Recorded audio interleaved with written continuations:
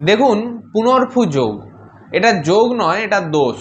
শনি বা চন্দ্র যদি একই রাশিতে বসে থাকে কিংবা সমসপ্তম রাশিতে বসে থাকে, অর্থাৎ একে অপরের ঠিক উল্টো দিকের রাশিতে যদি বসে থাকে, তাহলে সেটা হয় পুনর্ভু যোগ, যেটা আদতে একটি দোষ। যেই দোষটি আপনার জন্মছকে থাকলে আপনার জীবনে প্রত্যেকটা ইভেন্টে দেরি হবে, অযথা দেরি হবে। কি কারণে দেরি হচ্ছে আপনি নিজেও বুঝতে পারবেন না। আপনি তাড়াহুড়ো করে অফিসে বেরোলেন, সময় নিয়ে বেরোলেন, আপনার দেখবেন গাড়ির চাকায় পাংচার হয়ে গেল, যেতে দেরি হলো সারিয়ে সেটা। কিংবা ছেলে মেয়েকে নিয়ে পরীক্ষা দিতে নিয়ে যাচ্ছেন, দেখলেন এমন একটা সমস্যায় পড়ে গেলেন রাস্তায়, পরীক্ষার টাইম পেরিয়ে গেছে ঢোকার। এগুলো হয় কিন্তু পুনর্ভু যোগ থাকলে। তবে শনি আর চন্দ্র একসাথে বসে থাকলেই হবে না, বা উল্টো দিকে রাশিতে বসে থাকলেও হবে না। তাদের মধ্যে ডিগ্রিগত ব্যবধান যেন 6 ডিগ্রির বেশি না হয়, তবেই একমাত্র পুনর্ভু যোগ কার্যকরী হবে, না হলে হবে না।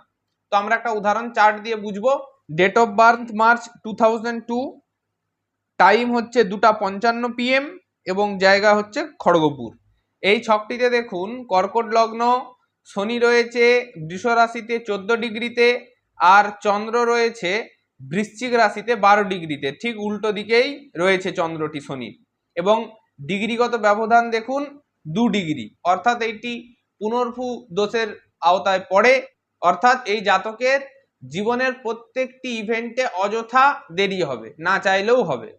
এর নবাংশ কুণ্ডলিটি দেখলে বোঝা যায় শনি সেই একই বৃষ রাশিতেই বসে রয়েছে, অর্থাৎ শনি বর্গোত্তম, অর্থাৎ সে আরো বেশি করে দেরি করাবে, এবং চন্দ্র তুলা রাশিতে রয়েছে।